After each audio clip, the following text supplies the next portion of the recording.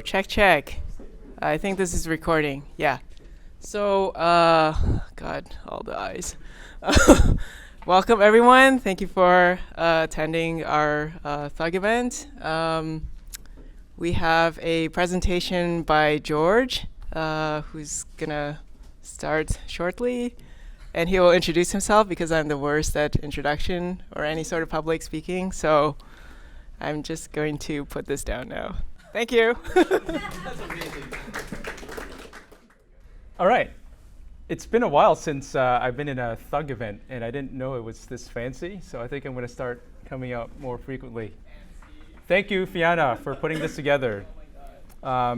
Anyway, if you don't already know me, my name's George, and I've been in the industry for quite some time now.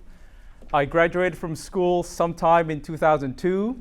I don't remember the exact date because it was a while back. And I actually graduated from Centennial College in a digital animation program. And right after that, I sort of became a generalist, a Maya generalist per se. I did a little bit of animation, modeling, pretty much everything. And my first project is Star Hunter. I don't know if you guys have ever heard of that, but it was supposed to be a big deal back then. It was one of the first HD TV shows that was aired in Germany. Okay, so that's probably why you might not have heard of it. Okay, and then after working on that for about a year, I moved on to a company called Soho VFX, where I worked on my first film project called Species 3. I rendered something with 3-to-Light. I was introduced to that. 3-to-Light is a RenderMan compliant renderer. We still use it to this day. And that's pretty much the start of my career. And I've stayed with Soho VFX for about 10 years. And I left for a few years, and then they took me back. They didn't hate me. And if you don't recognize the logo, it's because it's a new logo. We are expanding. Soho's been in the industry for 17 years. Currently, we have It Chapter 2, Bad Boys for Life. That's Bad Boys 3. We have this space movie called Ad Astra. I'm not sure if any of you have heard of it. And we're also working on a Disney project called Togo. Usually, our projects could range between 200 to 400 shots, just really depending on how involved we get with the project itself. And then sometimes we'll do a smaller project that might be only 50 to 100 shots, depending on the scope of work. And as I mentioned before, we are growing, and we're actually going to be moving to a new facility. So if any of you are interested and want to know more about Soho, you can talk to me about it later. But we're looking at going into our new facility sometime in August. Oh yeah, I should mention, we are going to have the world's best rooftop patio, just so you guys know. Yeah. At this point, we've had about 115 projects completed, and we are slightly over 100 artists. And then I should probably mention that I worked on Game of Thrones. So this was one of the shows I supervised there. That was a fun show. It was very exciting for all of us to work on that. We've done 231 shots on it that has been approved and went through the show. A little bit more that kind of got omitted and got cut out. We had it for slightly over a year, and we worked on episodes 1 and 2, doing some set extensions and some crowd. That's actually part of the opening sequence. We also did some episode 4 where we did a lot of Houdini work, a whole bunch of simulations. And then we did a bunch more 2D work in episode 5, adding dust, debris, blood, shot enhancements, sky replacements, the sort of typical 2D effects work. And then we also worked on some of the promo shots. Those are pretty popular. I think they released a few before the show came out. Okay, so these are the typical shots that we've done. So on the top left, you would see some dust addition, blood spatter. On the top right, we added some leaves on the tree because they didn't have enough leaves on it. Bottom left, we did some matte paintings, and then bottom right, that's kind of a typical Winterfell shot, where we only had a piece of Winterfell there, and then we added the CG Winterfell as an extension. And then we also did some dragon shots. So these were pretty exciting. These were collaborated shots with MPC, if I can remember correctly. But yeah, those were fun. So it's Winterfell and CG dragons. A lot of our work in episode 1 had to do with Winterfell. It was a lot of modeling to do. When we first got Winterfell, we only got a small piece of the castle. They only had the front gate, the back gate, in a few of these towers. And what our modeling department did was we pretty much modeled everything from scratch. So that's what you're seeing here. We had to model pretty much everything in the exterior, all the tents there, the campgrounds, armies, horses, trebuchets, the trees behind Winterfell and in the Godswood area. Added some cook fires and smoke. There's a lot of stuff to do. And then once we finished with the model, we needed to add something else because for, I think, 8 seasons, winter's been coming. So on the 8th season, winter is finally there, and we needed to put snow on everything. So here's a little breakdown of the model. Because we needed to add snow on everything, the best way to do it was to procedurally generate all the snow. So that's what we did here. We created a tool that distributes snow on rooftops of the structure. Pretty much, it'll work on pretty much any object. And it was smart enough to figure out where it should put snow and where it shouldn't. And here's an example of it on a simpler object. So you can see here on the Taurus, this is kind of what our snow making tool does. You can use a surface above where it will cast snow from. And then if there's an overhanging area, then it's smart enough to avoid putting snow in areas where there shouldn't be. And then it's made out of VOPs controlled by normal directions, a lot of race stops, and well, there's a lot of measuring and a lot of for loops. So that's what makes that whole thing. Anyway, it helped us out a lot and saved us a bunch of time having to put snow all over Winterfell. And then we also get to the promo shots. So for the promo shots, has anyone seen this? Yeah, some of you? I heard it was popular. Okay. Anyway, there's this crypt, this long crypt, where the Starks were sort of converging and meeting up. And there's this mysterious fog that is kind of creeping towards them. And anyway, that's what we needed to build. So the way we built it was we got our animation department to animate these tendrils snaking through the crypts. And we use these tendrils, the tips of them and their paths, to generate velocities and fuel sources for the smoke. And with a mix of some fields and controlling it with custom velocities, we're able to contain it to look like what you see on the right side, which are tendrils. And then we also use our own internal wedging system so that we can sim them all separately. Because if you were to sim this whole thing together, it's just going to take forever. And if you needed to change one specific one, then it would be easier if you had control over them separately. We also rendered them in Deep. It was all rendered in Mantra. So any changes we had to do was pretty easy to make. So that's for the fog. And then we also did this snowstorm for a different promo shot. This one's one of my favorite shots, mostly because it only stuck around for about 2 days. So that's always nice when you can get rid of a shot in a few days. In this one, we took some matte painting. We took a matte painting and we added it to Jon Snow's sword. The idea behind it is that we're hinting that there's been danger that's been put on him and there's an aftermath of something that happened here. Anyway, the CG work here is we had a bunch of CG snow blowing out and revealing the sword. and it's kind of getting sucked into the tunnel. It was a mix of particles and smoke that's getting vacuumed out. And we actually released a few versions of this.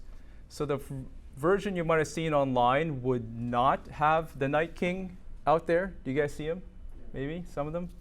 So they were kind of trying to play with the fans. So they're kind of hinting here that, hey, maybe something happened to the Starks. That was that one. And then there's episode 4. So if you watch the season, in episode 3, there was this gigantic battle where a bunch of people died. And in episode 4, they needed to get rid of all those bodies and burn them. So what they did was they took all the bodies and they created these pyres. The pyres are these log platforms with straw stuffed in between them, and the bodies are nicely stacked around them. There's different kinds of pyres. There's pyres for Dothraki, Unsullied, Wildlings, the Stark army, and some of them are actually mixed up. So this was what we needed to match to. We did get LiDAR from production. This is a mid-res LiDAR. We got high-res LiDARs that we matched up to as well. At the time when we first got these, we didn't know what the shots were going to look like. So what we did was we just modeled it to as high as possible. Oops, just give me a second. This thing fell off. Okay, yeah. So we modeled the LiDAR or the pyres as high as possible. And then we got reference that looked like this. This is from one of the plates. The flat pyres are the ones at the top, and the stacked pyres are the ones at the bottom. There was only 6 that was ever on set, and we pretty much needed to recreate the rest.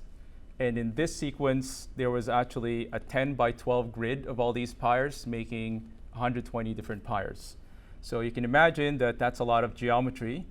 What you see on the left side here is just an example of what we made. That's our mid-res pyres. And then on the right side with the colored boxes, this is how we sort of dealt with keeping things a little bit organized and efficient.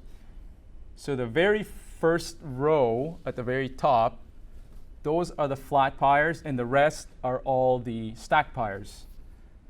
And we color-coded them. The black ones are the ones that you'll never see in a shot. The teal ones are the ones you see in one of the big open shots. The red ones are the ones that's already on the plate. And then the green ones and blue ones are some that you see in different shots.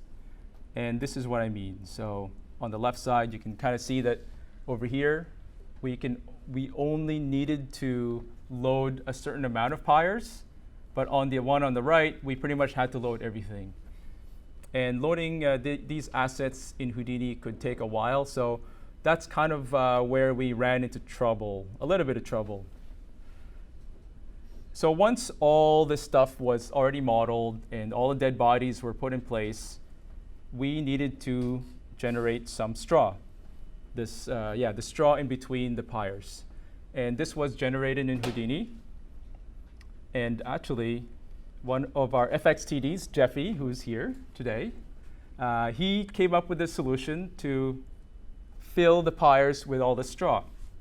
And what he did was he took the pyre geometry and he generated some VDBs out of it, and then he kind of made variations to that. So you can see a regular VDB conversion in the middle, and then a slightly fatter one on the right side. And he created a couple variations of that for collision objects. And then what he actually did was he simulated particles. Whoops, let's go back. He simulated particles to emit out of the logs and collide with those VDB objects, which is what you're seeing here. And the amount you're seeing here is only 1% of what we actually used, because when I tried making a visual thing out of that, it just all turned into black and there was nothing to see. So this is what it looks like. We used the trail saw to kind of make lines, and then we used a bunch of VOP nodes to add noise to it to make it look a little bit frizzier and curlier. Okay, so that went through a couple iterations, and that's what this looks like. So you can kind of see that it looks fairly rough on the first version, and we start adding length. We start kind of making a bit curlier. Then eventually we added collision objects for the dead bodies, and a bunch of adjustments were made, a bunch of optimizations were made. But having the procedural setup really helped us out with controlling the quantity, length, and frizziness, and it turned out pretty good in the end. This is what they look like once they were done. There's a stacked fire and flat pyre. I should also mention at this point that it got pretty dense with all the straw that's been generated. So the peak mesh density for a hero pyre with all the dead bodies and all the straw ended up being about 62 million polygons, which was quite a lot of geometry. Okay, so I'm going to circle back to these pyres in a bit. But in the meantime, I'm going to talk about some of the fire and smoke we got. So the main thing was to generate these fire and smoke simulations from the pyres. Production did attempt to shoot it themselves, but unfortunately it didn't work out for them. You can see that the fire is kind of just going wild. It's too tall. It created too much of a firewall, and then there's this white smoke that's coming out that they really didn't like. I think it's from moisture, maybe from the wood. So anyway, they didn't like that. So our goal was to create the CG smoke and CG fire to match the exact look, behavior, and appearance of that, but be able to control the height and pretty much anything that production wanted us to do. The smoke and fire setup was done by our senior FX TD, James Albiz. So he did an awesome job tackling the issues that we knew we were going to run into getting into this. And he also did an awesome job tackling the unexpected issues that we ran into, which, you know, it tends to happen a little bit. So the first problem we realized was that it was kind of obvious. It was a 20-second shot. It's a really, really long shot. It's 480 frames with 120 different pyres that's going to be in the shot. So there was a large amount of fire in the scene, and we knew that was going to become a problem. The second problem we had was that we pretty much needed to show iterations to our clients. You know, we can't save and work on this for a month and not show them anything. So we needed to find a way to turn iterations fairly quickly. But I guess what's fortunate for us is that we had these reference plates to match to. So that sort of helped us out a lot. So now circling back to the pyre, when James was working on this was the unexpected problems. But I mean, who knows? When do we ever have unexpected problems for VFX, right? Never. So anyway, James ran into this problem of the mid-res pyre being 25 million polygons. So 25 million polygons times 120 doesn't like to load in Houdini. It's not good. And just to give you an example, this is what our network looks like, our Houdini network. It's not all geometry, but the left side is mostly for rendering, but the right side are all the grouped assets that we would load. And I think most studios kind of have a Alembic workflow where if you're working with Maya and Houdini, you would generate your whatever asset it is you're using, and then you would bring it in as an Alembic file of some sort into Houdini. So that's what you're seeing on the right side. So what we did in order to get around this was we needed to sort of abandon that whole Houdini workflow. And that's what we did here. So what you're seeing on the left side are the original the original Alembic files. And what it does is it feeds into this pyre setup that would distribute it where it belongs in the grid in our scene. So instead of loading all the geometry, what we did was in Maya's end, we attached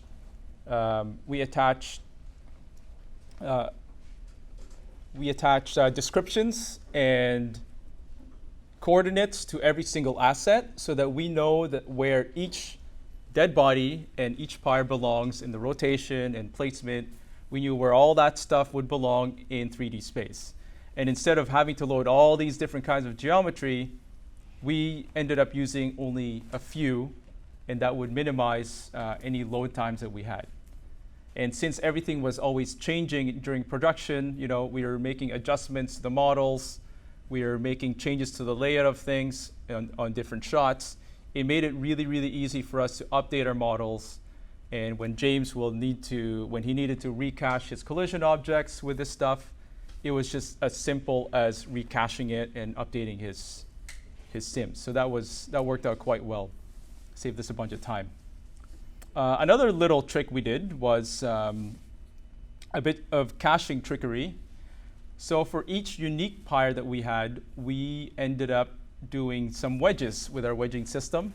We actually did 5 different variations for each pyre, and we cached out extra frames, about 300 extra frames for each pyre, so that we had all these different variations, and we made adjustments to the sims so that they're not all exactly the same. And then we did some sort of distribution into the different fires that we had so that you can't tell that they're exactly the same. So then at the end of this, we kind of got away with distributing this into different areas, and you can't really tell that they're coming from the same thing. Anyway, that saved us a lot of time as well, and it made it easier for us to update anything. And then lastly, for the fire stuff, we also generated some low-res VDV fire. So this was a good trick into sending some sort of geometry to our lighting department to allow them to illuminate everything that is on the ground and the surrounding area of the pyres. So it was good for that. Oh, there's one more thing here. The most important thing for getting the fire to look right was getting the emitter to work out. And in this particular case, on the far left, that's the fuel source for our fire. The middle is the logs subtracted out of the VDB of the fuel. And then the third one is we added some volumes to add variations of height and density to the fuel source. So doing that kind of helped us not make a flame bar or a stove-like fire, which is what the clients really didn't want. And that's pretty much it. That helped us out getting the fire to look good. A lot of our work towards making the fire look good was actually done at SOP level, because if you look at our pyro network, here's a screen grab from our fire network and the smoke network. We didn't do a whole lot that's too overly complicated here. You have your typical static objects, your collision objects. You have some bit of disturbance settings to adjust the motion of the fire or smoke, and then you have your smoke sources and fire sources. But this is nothing overly complicated. It's actually fairly simple, and Houdini pretty much kind of just made it look good on its own. Most of the look of the fire was controlled by disturbance and shredding. And that's pretty much it. One more little trick that James told me that he did was, in order to prevent the fire from getting incredibly huge and uncontrollable, was he hollowed out the center of it so that he can control how big the fires get. Otherwise, it would look exactly like what you saw in the reference footage that we got. So with a lot of tweaking, a lot of simulating, and even more patience, we eventually got the fire reference to look pretty good. One of the last things we did was we actually simulated the fire and smoke separately. Because if you guys have done much simulations in Houdini, these two kind of go together. But we did them separately so that we can adjust the fire and the smoke independently and sim them separately and also render them separately. So that also helped us save a bunch of time. Here's a little breakdown of the fire. You can kind of see all those different elements that I've been talking about in here. And just some tidbits of information. Between the fire and smoke, it was a lot easier to set up the smoke, but it took a lot longer to render. The fire took about 14 hours to sim, and the smoke took about 4 hours for the smoke to sim.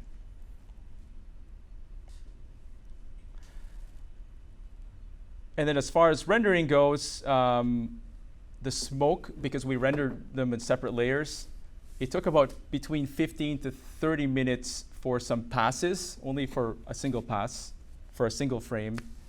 And the fire actually just rendered in minutes because it didn't really require a whole lot of lighting, so it rendered fairly quickly. And then I got only a couple shots to show you guys. It's really just the two that I've been showing you. I only got a few shots that I got clearance to show, and it's these two.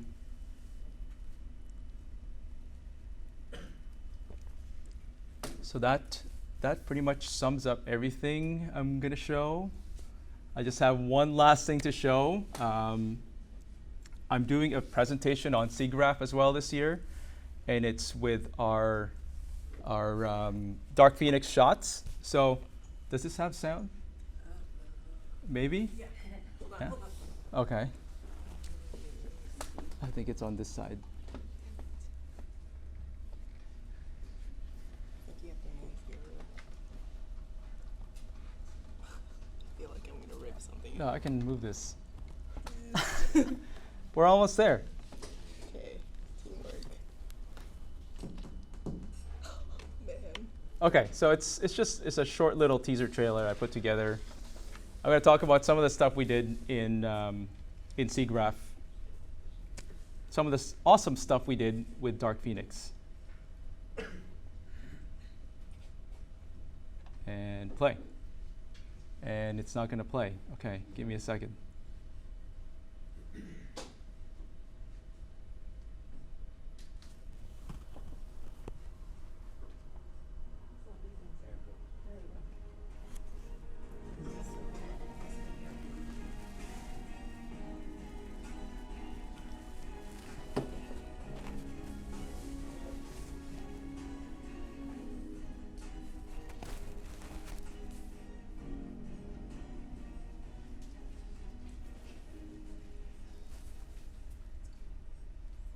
That's it. That's all I have, guys. Thanks so much.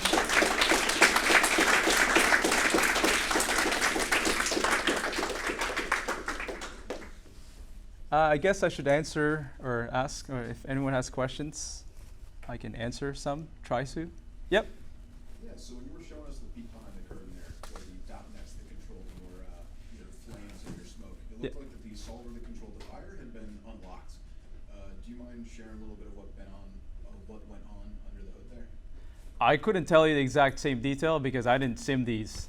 I was supervising them, but there's always a little bit of customizations we do. It's never like, I don't think James did a whole lot, but there's always a little something that he might have been checking to see what he needed to do, maybe.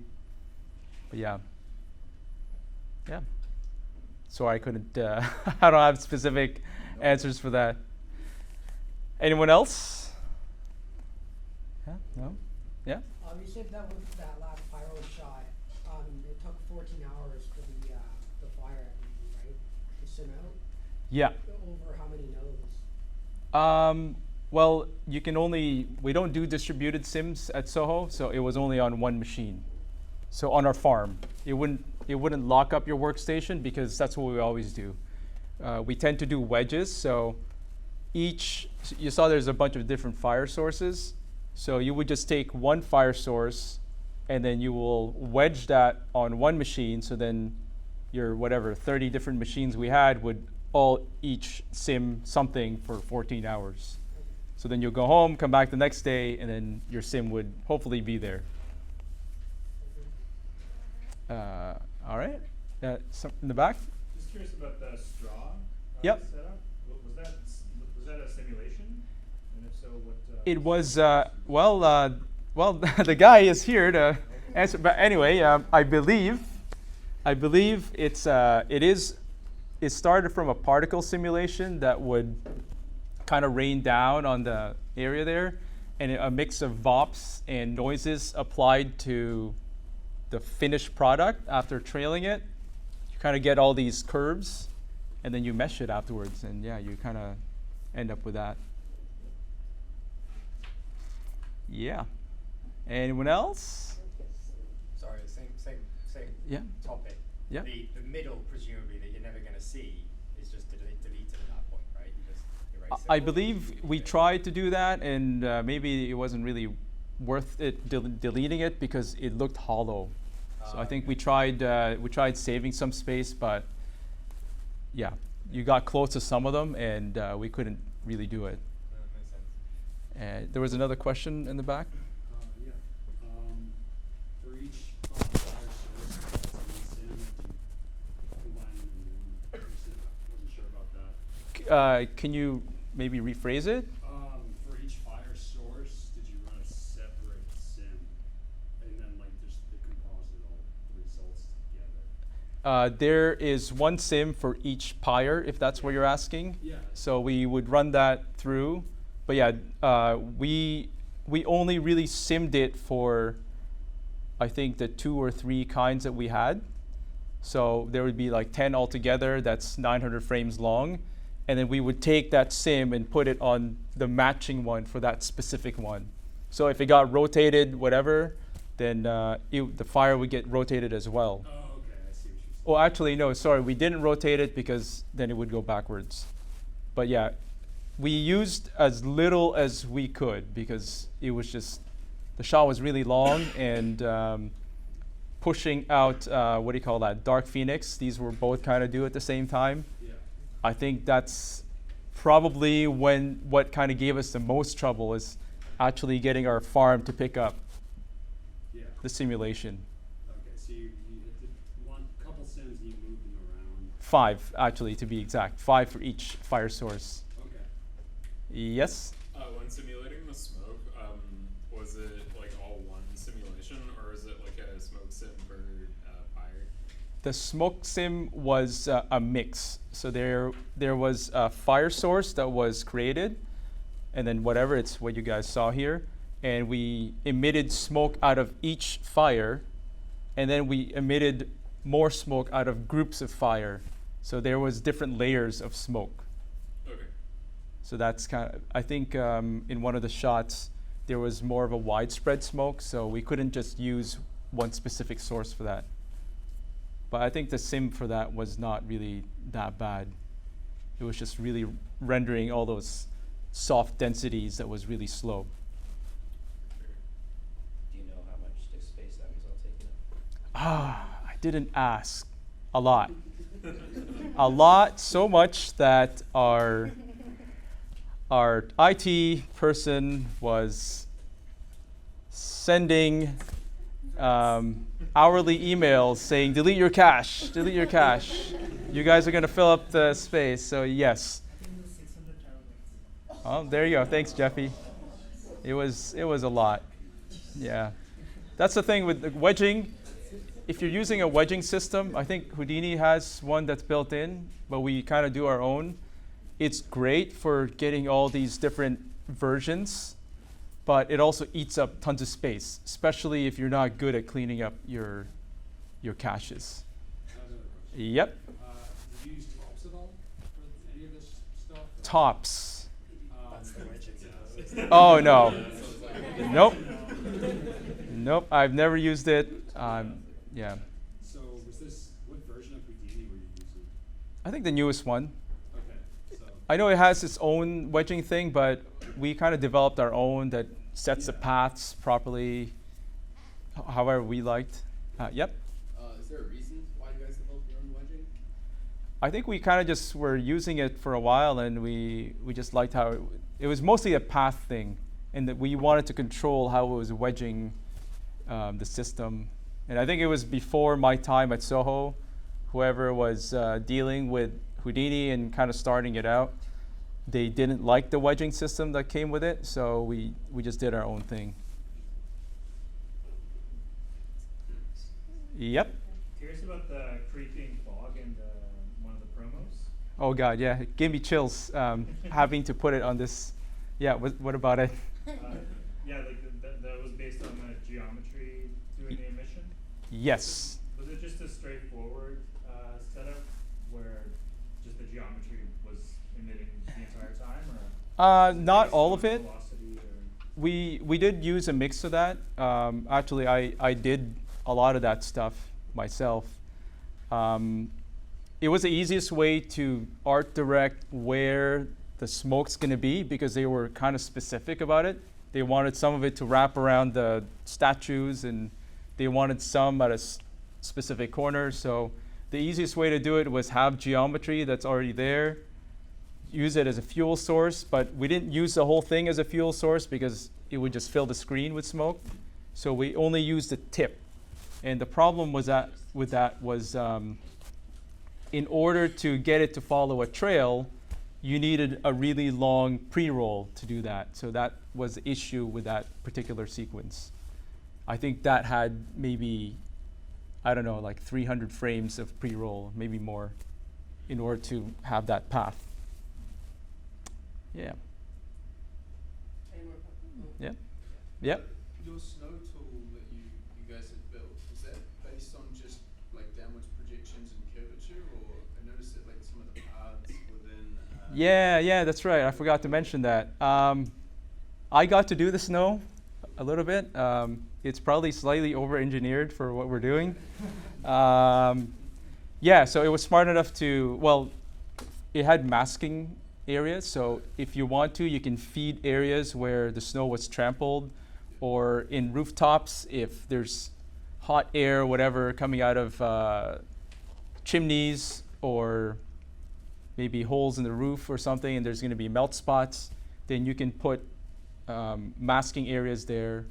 And in specific areas where you want the snow to build up even more, you can put some other mask there to let it build up some more. But the main driving factor was a card that you would put on top of whatever geometry you want. It'll cast its snow and do the whatever noise swap thing it's doing, and then it runs a for loop on each object or structure. Actually, yeah, we did structures. It was based on, well, whatever. There's groupings for each tower, so it would kind of just do it one at a time. Then how'd you get them to interact with each other on the whole? I mean, at a certain point, it didn't. But if one huge tower, it did the whole for loop thing there, it would interact with that. But one tower would not interact with the other tower. I don't think anyone can tell. No. Yeah, we're too far. Yeah. Any more questions? Yep. How would the smoke interact with each other if you have your own passes? They didn't, but but no one can tell. I think initially I did do that, but the clients didn't end up liking them. So in the end, we just went with what you saw there. So it was I did it in separate layers. So some of them would interact because I actually did groupings. So the ones that are, let's say the 4 tendrils that are close to camera, those will all get simmed together. And then the next 4, so on and so forth. But yeah, they didn't care for it, so we just took it out. Yeah. Was it the same for the pyres then? The smoke's not interacting with each other in that? Some of them did. We also did groupings same way. So there is smoke that does not interact, but there are layers of smoke that did. All right, guys, I hope you liked the presentation. Thanks so much.